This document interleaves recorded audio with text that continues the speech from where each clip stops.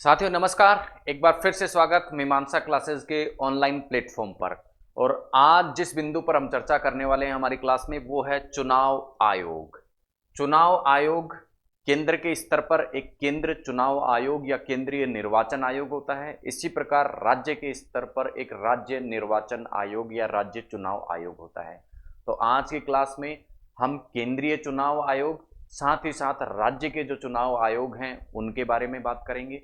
चूंकि दोनों का जो कार्य है वो चुनावों से संबंधित है, तो जो हमारी अध्ययन की अप्रोच रही है, जो हमारी क्लासेस की अप्रोच रही है, वो इस प्रकार की रखी है हमने कि जो समान प्रकार का कार्य करती हैं उन संस्थाओं को या उन पदों को हम क्या कर रहे हैं, समांतर रूप से या तुलनात्मक रूप से पढ़ते हुए चल रहे हैं। तो उसी कड़ी में केंद्र निर्वाचन आयोग और राज्य के जो निर्वाचन आयोग हैं उनको भी हम साथ साथ में पढ़ते हुए चलेंगे। और विशेष रूप से हम बात करेंगे राजस्थान के चुनाव आयोग के बारे में। तो आइए क्लास को प्रारंभ करते हैं। सबसे पहले हम बात करते हैं संवैधानिक प्रावधानों के बारे में कि जो इलेक्शन कमीशन या निर्वाचन आयोग या चुनाव आयोग जिसे कहा जाता है वो क्या हमारे संविधान के किसी आर्टिकल में वर्णित है। तो हम उसका उत्तर पाएंगे कि हाँ, आर्टिकल 324 में इसका वर्णन किया गया है। और जैसे ही किसी भी संस्था का वर्णन यदि संविधान के किसी अनुच्छेद में हम देखते हैं तो वो किस प्रकार की संस्था हो गई, वो संवैधानिक संस्था हो गई। तो पहला प्रश्न तो यहीं से निकलता है परीक्षाओं के लिए कि इलेक्शन कमीशन या निर्वाचन आयोग किस प्रकार की संस्था है, संवैधानिक संस्था, सांविधिक संस्था या अन्य प्रकार की संस्था। तो ये किस प्रकार की संस्था है, संवैधानिक संस्था है। क्यों? क्योंकि इसका जिक्र हमारे संविधान के एक अनुच्छेद में दिया गया है। और वो अनुच्छेद कौन सा है, आर्टिकल 324 भाग की यदि हम बात करें तो केंद्रीय निर्वाचन आयोग का वर्णन हमारे संविधान के भाग 15 में आर्टिकल 324 के अंतर्गत दिया गया है। अब बात करते हैं राज्य निर्वाचन आयोग की। तो राज्य निर्वाचन जो आयोग हैं उनका वर्णन भी हमारे संविधान में दिया गया है। और कौन से आर्टिकल के तहत दिया गया है, आर्टिकल 243 के तहत दिया गया है। तो चूंकि संविधान में वर्णित है तो यह भी किस प्रकार की संस्था हो गई, संवैधानिक संस्था हो गई। तो कहने का तात्पर्य क्या हुआ, चाहे केंद्रीय निर्वाचन आयोग हो चाहे राज्य का निर्वाचन आयोग हो, दोनों की दोनों संस्थाएं किस प्रकार की संस्था है, संवैधानिक संस्था है। सबसे पहला प्रश्न का उत्तर तो हमें यही मिलता है जो कि परीक्षा में पूछा जा सकता है। अब एक सूक्ष्म अंतर पर आप यहां ध्यान दें। केंद्रीय निर्वाचन आयोग का जो वर्णन किया गया है वो तो संविधान के भाग 15 में किया गया है, जबकि राज्य के जो निर्वाचन आयोग का वर्णन किया गया है वो भाग 9 में किया गया है, भाग 15 में नहीं। तो यहां से भी प्रश्न निकल सकता है और आपको ये कंफ्यूजन हो सकता है कि केंद्र निर्वाचन आयोग, राज्य निर्वाचन आयोग दोनों का वर्णन एक ही भाग में किया गया होगा, लेकिन नहीं, अलग अलग भागों में इनका वर्णन किया गया है। राज्य निर्वाचन आयोग का वर्णन हमारे संविधान के उस भाग में किया गया है जहां स्थानीय स्वशासन के विषय में बताया गया है। और स्थानीय स्वशासन के विषय में, स्थानीय स्वशासन का तात्पर्य है ग्राम स्वशासन, ग्राम स्वशासन, या हम कह सकते हैं पंचायत और नगर पालिकाओं के बारे में जहां बात की गई है, उस पंचायत और नगर पालिका वाले भाग में राज्य के निर्वाचन आयोग की बात की गई है। तो इसका तात्पर्य क्या निकला कि राज्य निर्वाचन आयोग जरूर से निर्वाचन संबंधी जो कार्य है वो पंचायत और नगर पालिकाओं के लिए करता होगा। इसे हम आगे डिस्कस करेंगे, लेकिन अभी के लिए आपको ध्यान रखना है कि राज्य का निर्वाचन आयोग है उसका वर्णन आर्टिकल 243 के में, लेकिन भाग कौन सा, भाग कौन सा है, 9। जबकि केंद्र का निर्वाचन आयोग या हम कह सकते हैं केंद्र का जो चुनाव आयोग है उसका वर्णन हमारे संविधान के भाग कौन से में, 15 में। और आर्टिकल कौन सा, आर्टिकल 324। हालांकि चुनाव के संबंध में जो बात की गई है वो और बातें भी आर्टिकल 324 में की गई हैं, लेकिन मुख्य रूप से हम निर्वाचन आयोग के बारे में पढ़ रहे हैं तो निर्वाचन आयोग की हम बात करेंगे। तो आइए देखते हैं आर्टिकल 324 में हमारे चुनाव आयोग के बारे में क्या कहा गया है। चुनाव आयोग के बारे में आर्टिकल 324 में ये कहा गया है कि कुछ चुनावों को कराने के लिए, अब ये चुनाव कौन कौन से होंगे, संसद के चुनाव, संसद के चुनाव से कौन चुना जाता है, एमपी, यानी एमपी के चुनाव, विधानमंडल के चुनाव यानी एमएलए बनाने के लिए जो चुनाव होते हैं वो, इसके अलावा राष्ट्रपति के चुनाव, उपराष्ट्रपति के चुनाव जब होंगे तो उन चुनावों के अधीक्षण, उन चुनावों के अधीक्षण, उन चुनावों का निर्देशन और उन चुनावों का नियंत्रण और इस चुनाव के लिए निर्वाचक नामावली, ध्यान देना, निर्वाचक नामावली जो तैयार करने का कार्य है वो किसके द्वारा किया जाएगा? केंद्रीय निर्वाचन आयोग के द्वारा किया जाएगा। तो सबसे पहले तो आर्टिकल 324 में ये बता दिया कि चुनाव आयोग किस लिए गठित किया गया है, क्या क्या इसके काम होंगे। तो क्या क्या काम होंगे? एमपी के चुनाव हो, एमएलए के चुनाव हो, राष्ट्रपति का चुनाव हो, उपराष्ट्रपति का चुनाव हो, ठीक है। तो इनके चुनाव जब होंगे तो उनके लिए निर्वाचक नामावली तैयार करवाने का काम कौन करेगा? चुनाव आयोग करेगा। इसके अतिरिक्त इन चुनावों का पूरा जो कंट्रोल और सुपरविजन करेगा वो कौन करेगा? केंद्र का निर्वाचन आयोग करेगा। इसके अतिरिक्त आर्टिकल 324 में ही चुनाव आयोग की संरचना, चुनाव आयोग में जो नियुक्तियां होंगी वो किस प्रकार से होंगी, चुनाव आयोग का कार्यकाल कितना होगा, उसके जो पद हैं उनकी सेवा शर्तें क्या होंगी, और चुनाव आयोग में किसी पद पर किसी व्यक्ति को लगाया गया है तो उसको उस पद से किस प्रकार से हटाया जा सकता है, उन पदों के कार्य क्या होंगे और उनकी शक्तियां क्या होंगी, इन सभी के बारे में भी आर्टिकल 324 में स्पष्ट रूप से उल्लेख किया गया है। तो आइए इन सभी के बारे में एक एक करके हम पढ़ते हुए चलते हैं। सबसे पहले हम बात करेंगे इसकी संरचना और नियुक्ति के बारे में। तो आइए देखते हैं संरचना और नियुक्ति के बारे में। संरचना की यदि हम बात करें तो केंद्रीय निर्वाचन जो आयोग है वो आज की तारीख में यानी वर्तमान की हम बात कर रहे हैं, वर्तमान में केंद्रीय निर्वाचन आयोग की संरचना क्या है कि इसमें एक तो क्या होता है, मुख्य निर्वाचन आयोग होता है जिसे हम क्या कहते हैं, सीईसी, चीफ इलेक्शन कमीशन, ठीक है, चीफ इलेक्शन कमिश्नर, मुख्य निर्वाचन आयुक्त। और इसके अतिरिक्त क्या होते हैं, निर्वाचन आयुक्त भी होते हैं। अब निर्वाचन आयुक्त कितने होते हैं इस संदर्भ में हमारे संविधान में कुछ नहीं किया गया है, कहा गया है। तो क्या बताया गया है, एक तो क्या होगा, मुख्य निर्वाचन आयुक्त होगा और क्या होंगे, निर्वाचन आयुक्त होंगे। किसकी संरचना में? केंद्रीय निर्वाचन आयोग की संरचना के अंतर्गत, ठीक है। अब बात करते हैं नियुक्ति की। तो मुख्य निर्वाचन आयुक्त चाहे सीईसी हो चाहे ईसी, इलेक्शन कमिश्नर हो, दोनों के दोनों की जो नियुक्ति की जाएगी वो किसके द्वारा की जाएगी? राष्ट्रपति के द्वारा की जाएगी। अब जैसा मैंने आपको कहा कि इलेक्शन कमिश्नर या चुनाव आयुक्त जो हैं, संरचना में हम देखा कि संरचना में हमने क्या क्या देखे, दो पद देखे। एक पद कौन सा हो गया? मुख्य निर्वाचन आयुक्त, और दूसरे पद कौन से हो गए? निर्वाचन आयुक्त। अब हमारे संविधान में निर्वाचन आयुक्तों की संख्या कितनी होगी इस बारे में कुछ नहीं बताया गया है। उसके लिए क्या व्यवस्था की गई संविधान में कि इनकी संख्या का निर्धारण करने की जो शक्ति दे दी गई है वो किसको दे दी गई है? राष्ट्रपति को। यानी निर्वाचन जो आयुक्त होंगे इनकी संख्या कितनी होगी इसका निर्धारण कौन करेगा? राष्ट्रपति निर्धारित इसका करेगा। और वर्तमान के समय की यदि हम बात करें तो राष्ट्रपति ने ये संख्या कितनी निर्धारित की है? 2। तो वर्तमान में आयोग की संरचना की यदि हम बात करें तो आयोग की संरचना क्या है? एक तो सीईसी, एक CEC plus 2 EC, election commissioner, और एक चीफ इलेक्शन कमिश्नर, एक मुख्य निर्वाचन आयुक्त और 2 चुनाव आयुक्त से मिलकर आज की तारीख में क्या बना है? केंद्रीय निर्वाचन आयोग बना है। लेकिन आपको ध्यान रखना है, सूक्ष्म रूप से ये बात आपको ध्यान रखनी है कि निर्वाचन आयोग की संरचना के बारे में केवल इतना प्रावधान हमारे संविधान में है कि निर्वाचन आयोग की संरचना में एक तो क्या होगा? मुख्य निर्वाचन आयुक्त होगा और साथ में क्या होंगे? निर्वाचन आयुक्त भी होंगे। लेकिन निर्वाचन आयुक्तों की संख्या क्या होगी वो निर्धारण करने का अधिकार किसके पास में है? राष्ट्रपति के राष्ट्रपति के पास है। तो इस प्रकार का विकल्प यदि आपको किसी प्रश्न के अंतर्गत मिलता है, कोई प्रश्न आपसे पूछा जाता है परीक्षा में कि निर्वाचन आयोग के बारे में निम्नलिखित में से क्या सही है, और उसमें एक ये ऑप्शन आपको दे दिया जाए कि हमारे संविधान में निर्वाचन आयुक्तों की संख्या 2 बताई गई है, तो ये ऑप्शन क्या होगा? गलत होगा। क्यों? क्योंकि निर्वाचन आयुक्तों की संख्या हमारे संविधान में बताई ही नहीं गई है। वो कार्य किस पे छोड़ दिया गया है? राष्ट्रपति पर छोड़ दिया गया है। अब अगला जो बिंदु निर्वाचन आयोग के बारे में हमारे आर्टिकल 324 में दिया गया है वो ये है कि निर्वाचन आयोग की जो सहायता होगी, निर्वाचन जो आयोग होगा उसकी सहायता के लिए क्या होगा? चुनावों से पूर्व, सहायता के लिए चुनावों से पूर्व कुछ अन्य पदों की नियुक्ति भी की जाती है, और वो अन्य पद कौन से होते हैं? प्रादेशिक आयुक्त है। तो ध्यान देना आपने, क्या होगा? मुख्य निर्वाचन आयुक्त और निर्वाचन आयुक्तों के बारे में तो जान लिया, निर्वाचन आयुक्त और मुख्य निर्वाचन आयुक्तों के बारे में तो हमने बात कर ली, लेकिन तीसरे प्रकार का पद हमें चुनाव आयोग में और देखने को मिलता है, और वो पद कौन सा है? प्रादेशिक आयुक्त। लेकिन प्रादेशिक आयुक्त एक परमानेंट पोस्ट नहीं है, परमानेंटली इनको नहीं लगाया जाता है।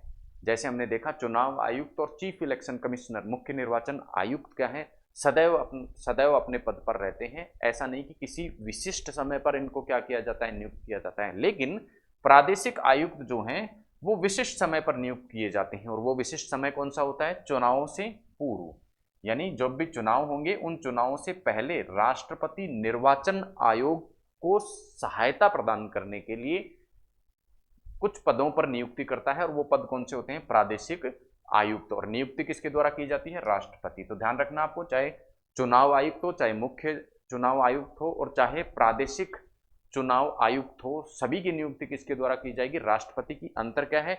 मुख्य चुनाव आयुक्त और चुनाव आयुक्तों की नियुक्ति तो हमेशा के लिए रहती है, हमेशा वो अपने पद पर कार्य करते रहते हैं, ठीक है। और लेकिन जो प्रादेशिक आयुक्त हैं उनकी नियुक्ति केवल चुनाव से पहले निर्वाचन आयोग की सहायता के लिए की जाती है। अब प्रादेशिक आयुक्तों की संख्या कितनी होगी, उनका कार्यकाल क्या होगा, और उनकी सेवा शर्तें क्या होंगी, इन तीनों की तीनों चीजों का डिसाइड कौन करता है? राष्ट्रपति। कौन करता है? राष्ट्रपति। यानी तीनों चीजों को डिसाइड करने वाला व्यक्ति कौन है? राष्ट्रपति। प्रादेशिक आयुक्तों की नियुक्ति राष्ट्रपति द्वारा, इन प्रादेशिक आयुक्तों की संख्या कितनी होगी, राष्ट्रपति निर्धारित करेगा, कार्यकाल कितना होगा, राष्ट्रपति निर्धारित करेगा, सेवा शर्तें क्या होंगी, ये भी राष्ट्रपति निर्धारित करेगा। अब बात करते हैं चुनाव आयोग जो है उसके कार्यकाल की, और जो हमने देखे मुख्य निर्वाचन आयुक्त और निर्वाचन आयुक्त, यदि उनको पद से हटाना हो तो उसकी क्रियाविधि क्या होगी, उसकी प्रक्रिया क्या होगी। कार्यकाल के बारे में क्या कहा गया है हमारे संविधान में कि राष्ट्रपति तय करेगा। जिस प्रकार से निर्वाचन आयुक्तों की संख्या कौन निर्धारित करेगा? राष्ट्रपति। उसी प्रकार से निर्वाचन आयोग में जो निर्वाचन आयुक्त और मुख्य निर्वाचन आयुक्त होता है उनका कार्यकाल कितना होगा, ये भी अधिकार किसको दिया गया है? राष्ट्रपति को दिया गया है कि राष्ट्रपति नियम बना के ये निर्धारित करेगा।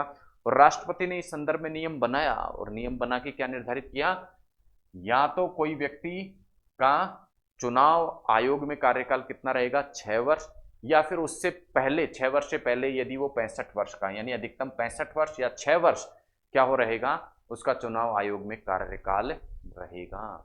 तो आपको यहां फिर से ध्यान देना है एक पॉइंट पर कि संविधान में ये जो उम्र बताई गई है, ये कार्यकाल बताया गया है, ये संविधान में नहीं बताया गया है।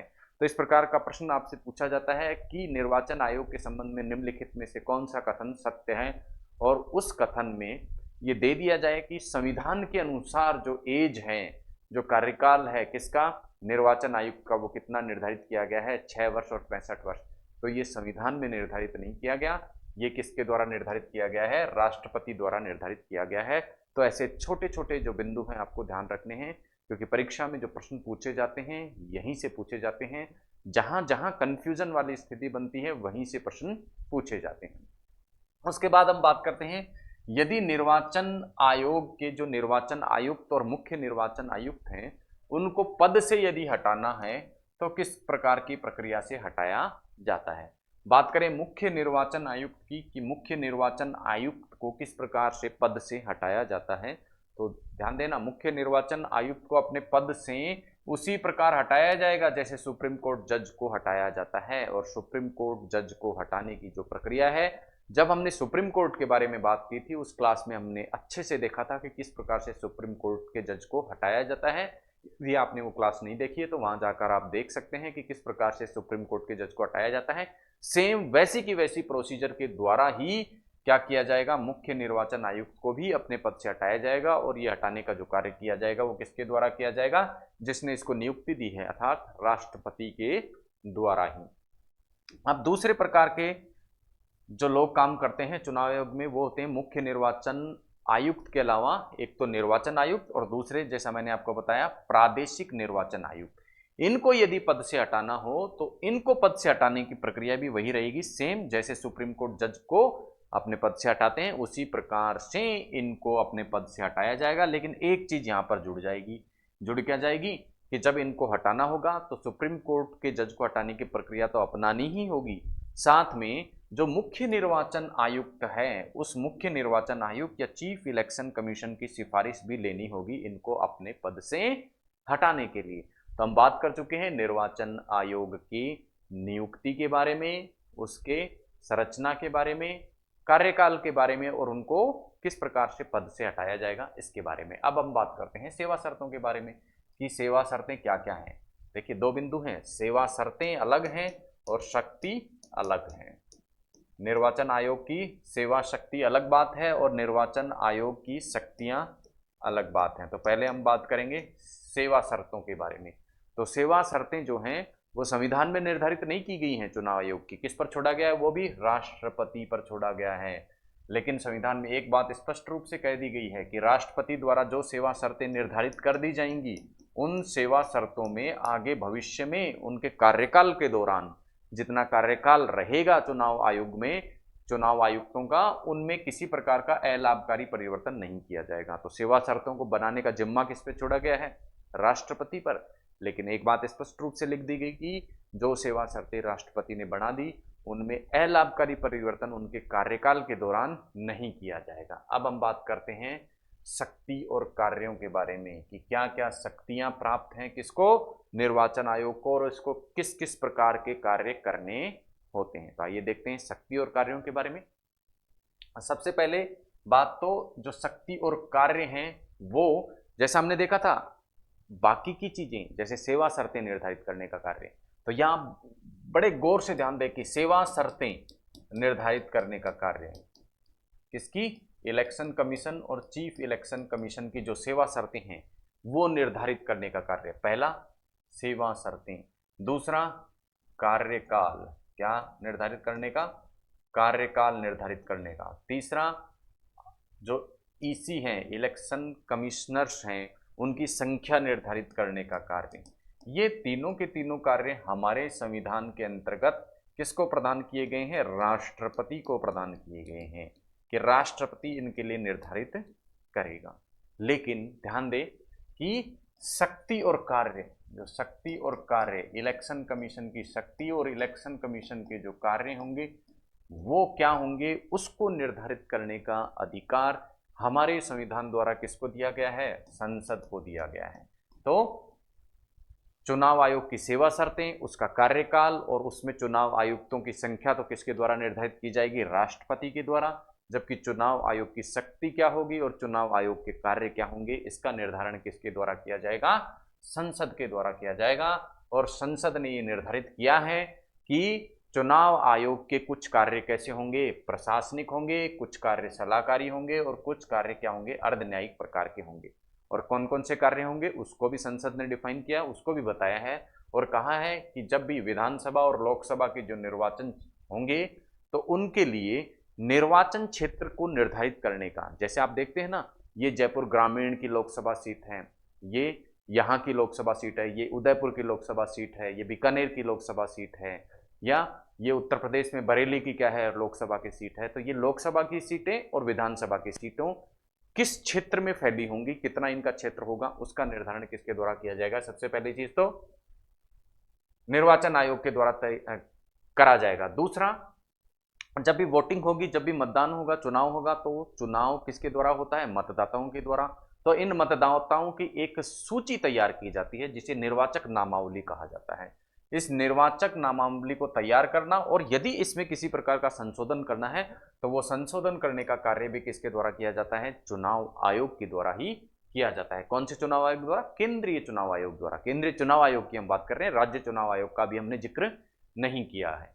उसके बाद चुनावों की तारीख क्या होगी, चुनाव का जो कार्यक्रम है वो किस प्रकार से होगा, किस किस दिन किस किस प्रकार से चुनाव होंगे, कितने चरणों में चुनाव होंगे, ये सब भी डिसाइड जो करने का कार्य दिया गया है वो किसको दिया गया है, चुनाव आयोग को दिया गया है। उसके अलावा जिस जिस व्यक्ति को चुनाव लड़ना होता है वो एक फॉर्म भरता है जिसे नॉमिनेशन फॉर्म, नामांकन फॉर्म कहते हैं।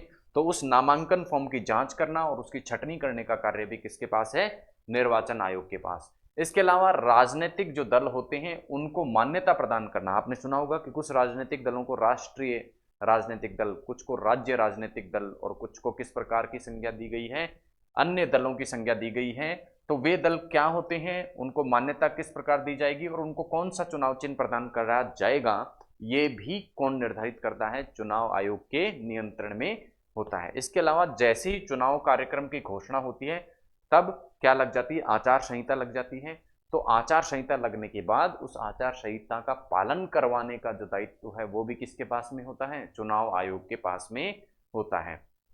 इसके अतिरिक्त चुनाव के समय प्रत्येक जो राजनीतिक दल है उसको टीवी और रेडियो पर, जो राष्ट्रीय और राज्य मान्यता प्राप्त दल हैं उनको टीवी और रेडियो पर एक पर्टिकुलर टाइम विज्ञापन के लिए दिया जाता है। उस समय का जो निर्धारण किया जाता है वो भी चुनाव आयोग के द्वारा किया जाता है। यदि हिंसा हो गई, ध्यान देना, यदि हिंसा हो जाती है या बूथ कैप्चरिंग हो जाती है, दो आधार, हिंसा और बूथ कैप्चरिंग, इनके आधार पर यदि चुनाव को रद्द करना हो तो वो भी किसके द्वारा किया जाता है, इलेक्शन कमीशन के द्वारा किया जाता है। जबकि अन्य आधारों पर यदि चुनाव क्या होता है, शून्य घोषित करता है, या तो वो न्यायालय करता है या सरकार कर सकती है। लेकिन हिंसा और बूथ कैप्चरिंग के आधार पर चुनाव को रद्द करने का कार्य किसके द्वारा किया जाता है, इलेक्शन कमीशन के द्वारा या चुनाव आयोग के द्वारा किया जाता है। तो ये थी चुनाव आयोग को प्राप्त कुछ शक्तियां और चुनाव आयोग के कुछ महत्वपूर्ण कार्य, जिनका निर्धारण किसके द्वारा किया जाता है, संसद द्वारा किया जाता है। संसद कानून बनाकर या विधि बनाकर ये सब कार्य निर्धारित करती है। अब हम बात करते हैं कि चुनाव आयोग, ये तो हमने सब बातें पढ़ी किताबी कि किस प्रकार से चुनाव आयोग की शक्तियां हैं, कार्य हैं। अब हम देखेंगे कि प्रैक्टिकली चुनाव आयोग किस प्रकार से कार्य करता है। क्या चुनाव आयोग अपने ऑफिस से उठकर चुनाव करवाने के लिए आता है, या किस प्रकार से चुनाव का जो इतना बड़ा आयोजन है उसको संपन्न चुनाव आयोग द्वारा कराया जाता है। तो इस संबंध में जो हमारा आर्टिकल 324 जैसा हमने देखा था, क्या कहता है कि जब चुनाव होंगे उस समय निर्वाचन आयोग क्या जब अनुरोध करेगा तो उस अनुरोध पर राष्ट्रपति और राज्यपाल, देखिए जो केंद्र की सेवाएं हैं, केंद्र की जितनी भी सेवाएं हैं उनमें जो नियुक्ति दी जाती है वो किसके नाम से, राष्ट्रपति की तरफ से, और राज्य की सेवाओं में राज्यपाल की तरफ से। यानी केंद्र की सेवाएं तो किसके अधीन मानी जाती हैं, राष्ट्रपति के, और राज्य की सेवाएं किसके अधीन मानी जाती हैं, राज्यपाल के। तो जब जब चुनाव के लिए कर्मचारियों की आवश्यकता पड़ेगी, इस संदर्भ में चुनाव आयोग राष्ट्रपति या राज्यपाल से क्या करेगा, अनुरोध करेगा, और उस अनुरोध पर क्या कराएगा, किसका ये कर्तव्य होगा, राष्ट्रपति और राज्यपाल चुनाव आयोग को कर्मचारी आदि उपलब्ध करवाएगा। ठीक है, अब ये किस किस प्रकार के कर्मचारी आदि, देखिए ऊपर के स्तर पर तो हमने देख लिया, 3 पद हमने देख लिए, मुख्य निर्वाचन आयुक्त, उसके बाद में चुनाव आयुक्त या निर्वाचन आयुक्त, और तीसरा प्रादेशिक आयुक्त। इन तीनों की नियुक्ति तो राष्ट्रपति ने कर दी, लेकिन क्या ये तीनों मिलकर ही क्या चुनाव करा सकते हैं, क्योंकि चुनाव के लिए भारी मात्रा में कर्मचारियों की आवश्यकता होती है। तो इसके लिए व्यवस्था की गई है कि चुनाव आयोग इस संदर्भ में राष्ट्रपति या राज्यपाल से अनुरोध करेगा और वो लोग इसे क्या करेंगे, कर्मचारी उपलब्ध कराएंगे। तो इस प्रकार से जो कर्मचारी उपलब्ध कराए जाते हैं उनका पद सोपान यदि हम देखें तो एक उप निर्वाचन आयुक्त की व्यवस्था होती है, जो कि निर्वाचन आयोग द्वारा क्या किया जाता है, नियुक्त किया जाता है। ध्यान देना, जो उप निर्वाचन आयुक्त होता है उसकी नियुक्ति स्वयं निर्वाचन आयोग द्वारा की जाती है। उसके अतिरिक्त एक मुख्य चुनाव अधिकारी की नियुक्ति प्रत्येक राज्य में की जाती है। ध्यान देना, मुख्य चुनाव अधिकारी, और इसकी नियुक्ति राज्य सरकार की सलाह पर की जाती है। कर्ता कौन है, जो चुनाव आयोग का चीफ इलेक्शन कमिश्नर होता है वो क्या करता है, मुख्य चुनाव अधिकारी की नियुक्ति करता है।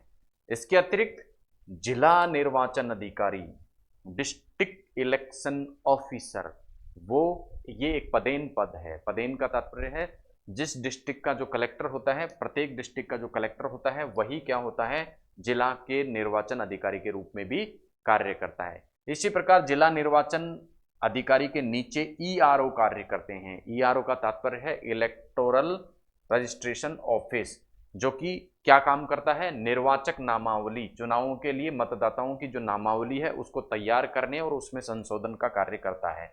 तो सबसे ऊपर इलेक्शन कमीशन बैठा ही है, उसके नीचे भी कुछ पद हैं। कौन कौन से पद हैं, उप निर्वाचन आयुक्त, मुख्य चुनाव अधिकारी, उससे नीचे कौन काम करते हैं, जिले के कलेक्टर जिला निर्वाचन अधिकारी के रूप में कार्य करते हैं। और जिले के कलेक्टर की सहायता के लिए या जिला निर्वाचन अधिकारी की सहायता के लिए उससे नीचे होते हैं ईआरओ, इलेक्टोरल रजिस्ट्रेशन ऑफिस, उसके नीचे काम करते हैं आरओ।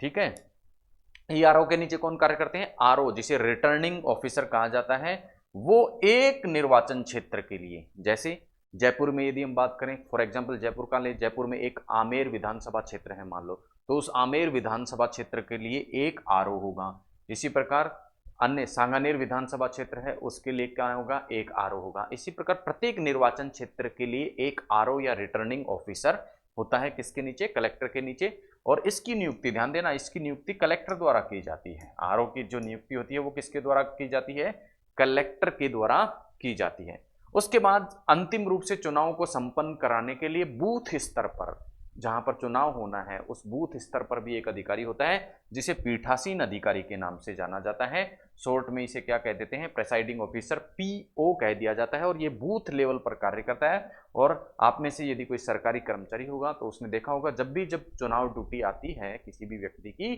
किसी भी कर्मचारी की, तो उसमें जो नियुक्ति की जाती है वो कलेक्टर के द्वारा की जाती है। तो कलेक्टर की तरफ से वो आदेश आते हैं। तो इस प्रकार से पीठासीन अधिकारी बूथ लेवल पर किसके द्वारा नियुक्त किया जाता है? कलेक्टर के द्वारा नियुक्त किया जाता है। तो ये थी चुनाव आयोग की एक हायरार्की कि किस प्रकार से चुनाव आयोग एमपी और एमएलए के जब चुनाव होते हैं उस समय कर्मचारियों की उपलब्धता है उसको सुनिश्चित करता है। उसके बाद हमने बात की है, जब हमने पहले संरचना में देखा था चुनाव आयोग की, जब हमने संरचना में देखा था तो हमने देखा था उसमें एक तो होता है चीफ इलेक्शन कमिश्नर और दो वर्तमान में कितने हैं? इलेक्शन कमिश्नर हैं या चुनाव आयुक्त हैं। क्या ये संख्या पूर्व में भी इतनी थी? तो इसके बारे में यदि हम बात करें तो 1950 से लेकर 1989 तक जो आयोग की संरचना थी वो किस प्रकार की थी? एक सदस्यीय संरचना थी, यानी बस एक व्यक्ति यहां होता था और उसका नाम क्या था? चुनाव आयुक्त। ठीक है, लेकिन 1989 में 61वां संविधान संशोधन जब किया गया तो मतदाताओं की जो उम्र है वो पहले कितनी थी? 21, यानी कोई भी व्यक्ति उसकी वोटिंग की एज 1989 से पहले वो कब मतदान कर सकता था? जब वो 21 साल का हो जाए। लेकिन 1989 में संविधान में संशोधन किया गया, 61वां संविधान संशोधन, उससे जो वोटिंग एज है वो घटाकर कितनी कर दी गई? 18 वर्ष। तो जैसे ही 21 वर्ष से 18 वर्ष की गई तो 18 से 21 ब्रैकेट के जो लोग थे वो भी अब क्या हो गए? मतदाता बन गए। तो बहुत सारे मतदाताओं की क्या हो गई? संख्या बढ़ गई। मतदाताओं की जब संख्या बढ़ जाएगी तो काम भी क्या हो जाएगा? चुनाव आयोग का बढ़ गया था। तो चुनाव आयोग का जब काम बढ़ गया, वर्कलोड बढ़ गया, तो यहाँ पे संख्या भी बढ़ा दी गई। और संख्या क्या निर्धारित की गई कि एक मुख्य चुनाव आयुक्त होगा और दो अन्य आयुक्त होंगे। चुनाव सलट गया। चुनाव सलटने के बाद में 1990 में वापस से क्या कर दी गई? एक ही सदस्य कर दिया गया इसका, कि एक ही सदस्य चुनाव आयोग में होगा। और 93 तक ये व्यवस्था वापस से चलती रही, यानी 1989 से पहले और 1993 के बाद, 90 से 93 के मध्य, यानी 89 से पहले और 90 से लेके 93 के बीच में, 1990 से लेके 1993 के बीच में जो चुनाव आयोग की संरचना थी वो किस प्रकार की थी? एक सदस्य थी। लेकिन 1993 में वापस से उसको क्या बना दिया गया? 1+2 की संरचना कर दी गई, एक मुख्य चुनाव आयुक्त और दो चुनाव आयुक्त। और वर्तमान में यही प्रकार की संरचना जो है वो कार्य कर रही है। अब कुछ तथ्यों को हम देख लेते हैं जिससे परीक्षा में अक्सर प्रश्न पूछ लिए जाते हैं। जैसे कि पहला जो चुनाव आयुक्त था, पहला जो प्रथम निर्वाचन आयुक्त था हमारे देश के, भारत के, वो थे सुकुमार सेन। वर्तमान चुनाव आयुक्त की यदि हम बात करें, मुख्य चुनाव आयुक्त, जब हम क्लास रिकॉर्ड कर रहे हैं उस समय कौन है? राजीव कुमार। और चुनाव आयुक्तों की यदि हम बात करें तो एक पद वर्तमान में खाली है और एक पद पर अनूप चंद्र पांडे इलेक्शन कमिश्नर के रूप में काम कर रहे हैं। तो ये थी चुनाव आयोग की समय समय पर जो संरचना रही उसके बारे में बात। केंद्रीय निर्वाचन आयोग के बारे में हम बात कर चुके हैं। अब हम बात करेंगे राज्य के चुनाव आयोग के बारे में, और विशेष रूप से किसके? राजस्थान के जो चुनाव आयोग है उसके बारे में हम मुख्य रूप से बात करने वाले हैं। तो राज्य के जो चुनाव आयोग हैं उनकी व्यवस्था हमारे संविधान के आर्टिकल 243 के, और जैसा मैंने आपको बताया, भाग 9 में की गई है। और इनका जो कार्य होता है वो उसी प्रकार का होता है जो एमपी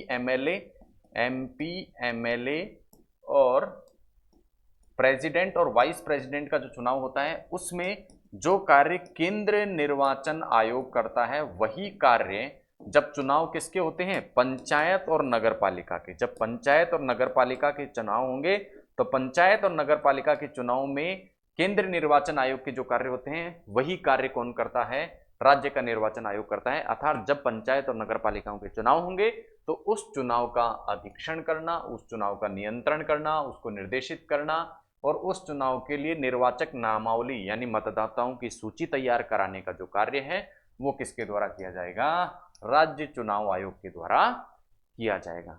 बात करें इसकी नियुक्ति, इसकी संरचना, इसके कार्यकाल, इसकी सेवा शर्तें, इनको पद से हटाना, इसके कार्य क्या क्या होंगे, इसकी शक्तियां क्या क्या होंगी, ये सारी की सारी वैसी की वैसी होंगी जैसी क्या होती हैं, चुनाव आयोग की होती हैं, केंद्रीय निर्वाचन आयोग की होती हैं। सारी शक्ति, सारे वही अधिकार, सारी वही कार्यप्रणाली, सारी की सारी वही सेवा शर्तें इसको उपलब्ध होंगी, लेकिन कुछ अंतरों के साथ में। आइए देखते हैं वो अंतर क्या होंगे।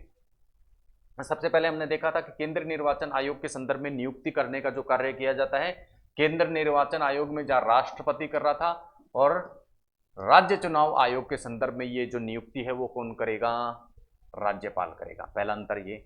दूसरा, संरचना या संख्या में हमने देखा था कि केंद्रीय निर्वाचन आयोग जो सेंट्रल इलेक्शन कमीशन था उसमें 1 CEC plus 2 EC, 2 election commission, जबकि यहां राज्य के जो चुनाव आयोग होते हैं वो एक सदस्य ही होते हैं। ये अंतर आपको ध्यान रखना है। कार्यकाल की यदि हम बात करें तो राज्य चुनाव केंद्र निर्वाचन आयोग का जो कार्यकाल था वो किसके द्वारा निर्धारित किया गया था, राष्ट्रपति के द्वारा निर्धारित किया जाता है। जबकि राज्य चुनाव आयोग का जो कार्यकाल है वो किसके द्वारा, राज्यपाल द्वारा नियम बनाकर निर्धारित किया जाता है। पद से हटाने का जो तरीका था जो केंद्रीय निर्वाचन आयोग था उसमें हमने देखा था सुप्रीम कोर्ट जज को जिस प्रकार से अपने पद से हटाते हैं उसी प्रकार की प्रक्रिया द्वारा किसके द्वारा हटाया जाएगा, राष्ट्रपति के द्वारा। जबकि राज्य चुनाव आयोग है उसको अपने पद से हटाने का जो कार्य किया जाएगा वो राज्यपाल द्वारा किया जाएगा। प्रक्रिया कौन सी होगी, जैसे हाईकोर्ट जज को हटाया जाता है उसी प्रक्रिया के माध्यम से। सेवा शर्तें केंद्रीय निर्वाचन आयोग के संदर्भ में कौन निर्धारित कर रहा था, राष्ट्रपति निर्धारित कर रहा था। जबकि यहां किसके द्वारा की जाएंगी, राज्यपाल द्वारा निर्धारित की जाएंगी। इसी प्रकार जो कार्य और शक्तियां हैं वो हमने देख ही लिया था किसके द्वारा निर्धारित की जा रही थी, संसद के द्वारा निर्धारित की जा रही थी। तो ये कुछ अंतर हमें राज्य चुनाव आयोग और केंद्र निर्वाचन आयोग के संदर्भ में देखने को मिलते हैं। बाकी सारी की सारी चीजें केंद्र निर्वाचन आयोग और राज्य निर्वाचन आयोग के संदर्भ में क्या है, सेम है, बराबर है। अब जैसा हमने कहा था हम विशेष रूप से बात करेंगे राजस्थान चुनाव आयोग के बारे में। तो राजस्थान चुनाव आयोग जैसा राज्य के चुनाव आयोग हमने देखा है, क्या व्यवस्था है कि ये कैसे होंगे, एक सदस्य ही होंगे। तो राजस्थान का चुनाव आयोग भी क्या है, एक सदस्य ही है। बात करें इसके गठन की तो इसका जो गठन है वो 1994 में किया गया था। ध्यान दें, राज्य का जो चुनाव आयोग है इसका गठन 1994 में किया गया था। क्यों, आप इसका प्रश्न पूछेंगे तो आप सेंस के माध्यम से इसके उत्तर पर पहुंच सकते हैं। क्योंकि पंचायती राज के प्रावधान, जो पंचायती राज के संवैधानिक प्रावधान है वो लागू कब हुए थे, 1992 में हुए थे। तो 1992 के बाद ही क्या होंगे, राज्य में चुनाव आयोग की व्यवस्था की जाएगी। क्योंकि राज्य चुनाव आयोग का कार्य क्या है, पंचायत और नगर पालिका के चुनाव कराना, और पंचायत और नगर पालिका के चुनाव ही 1992 के बाद में प्रारंभ हुए थे। तो इसका जन्म होता है 1994 में। जबकि केंद्रीय निर्वाचन जो आयोग है उसका निर्माण 1950 में ही, उसकी स्थापना जो है वो 1950 में ही हो गई थी। ठीक है, क्योंकि 1952 से ही संसद के लिए चुनाव होना प्रारंभ हो गए थे। इसके अलावा राजस्थान चुनाव आयोग के संदर्भ में ये व्यवस्था है कि जो मुख्य निर्वाचन अधिकारी होता है, राज्य का जो मुख्य निर्वाचन अधिकारी होता है वो इस राजस्थान चुनाव आयोग में पदेन सचिव भी होता है। यानी राजस्थान के चुनाव आयोग में एक पद सचिव का भी होता है, और ये सचिव के पद पर क्या होता है, कौन कार्य करता है, जो मुख्य निर्वाचन अधिकारी होता है राजस्थान का, वही राजस्थान चुनाव आयोग में सचिव के रूप में भी कार्य करता है। बात करें कार्यकाल या पदावधि की, तो कार्यकाल और पदावधि निर्धारित कितनी की गई है 6 वर्ष और 62 वर्ष। जबकि वहां हमने केंद्रीय निर्वाचन आयोग के संदर्भ में क्या देखा था, 6 वर्ष या 65 वर्ष की अवधि निर्धारित की गई थी, और यहाँ कितना है 6 वर्ष या 62 वर्ष। निर्धारित किसके द्वारा की गई है ये कार्यकाल, राज्यपाल के द्वारा। वहां कौन निर्धारित करता है, राष्ट्रपति। पहले चुनाव आयुक्त जो थे इसके राजस्थान के, वो कौन थे? अमर सिंह। जबकि वर्तमान चुनाव आयुक्त की यदि हम देखें तो वो है प्रेम सिंह मेहरा। ठीक है, प्रेम सिंह मेहरा। अब राजस्थान निर्वाचन आयोग में एक पद हमने देखा था, वो कौन सा? मुख्य निर्वाचन अधिकारी, जो कि पदेन सचिव के रूप में कार्य करता है। ये एक पूर्णकालिक पद है, यानी हमेशा के लिए पद रहता है, ऐसा नहीं कि चुनाव के समय ही इसकी नियुक्ति की जाती है। अब चुनाव का जो अधीक्षण है, नियंत्रण है और निर्देशन कौन से चुनाव आयोग का? कौन से चुनावों का? जो पंचायती राज के चुनाव है या नगर पालिका के चुनाव है, इन चुनाव का अधीक्षण, नियंत्रण और निर्देशन का जो कार्य किया जाता है वो राज्य चुनाव आयुक्त के द्वारा किया जाता है। ध्यान देना, राज्य चुनाव आयुक्त द्वारा। लेकिन पर्यवेक्षण का कार्य, ऑब्जर्वेशन का जो कार्य किया जाता है वो किसके द्वारा किया जाता है? राज्य के मुख्य निर्वाचन अधिकारी द्वारा। तो देखना, अंतर देखना आप कि अधीक्षण, नियंत्रण और निर्देशन तो किसके द्वारा? राज्य के चुनाव आयोग द्वारा। लेकिन पर्यवेक्षण का कार्य, ऑब्जर्वेशन का कार्य किसके द्वारा किया जाता है? मुख्य निर्वाचन अधिकारी के द्वारा। तो ये थी राजस्थान के चुनाव आयोग के बारे में कुछ विशेष बातें। तो इस प्रकार से आज के क्लास में हमने न केवल केंद्रीय निर्वाचन आयोग अपितु राज्य का जो निर्वाचन आयोग है उसके संदर्भ में भी बात की और विशेष रूप से राजस्थान के चुनाव आयोग के बारे में बात की। आशा है इस क्लास के माध्यम से आपकी इन जो टॉपिक्स हैं, 2 टॉपिक्स हैं, केंद्र और राज्य के निर्वाचन आयोग, इनके संदर्भ में आपकी जो समझ है वो अधिक बेहतर हुई होगी। इसी उम्मीद के साथ मिलते हैं अगले क्लास में नए टॉपिक के साथ में। तब तक के लिए धन्यवाद। जय हिंद।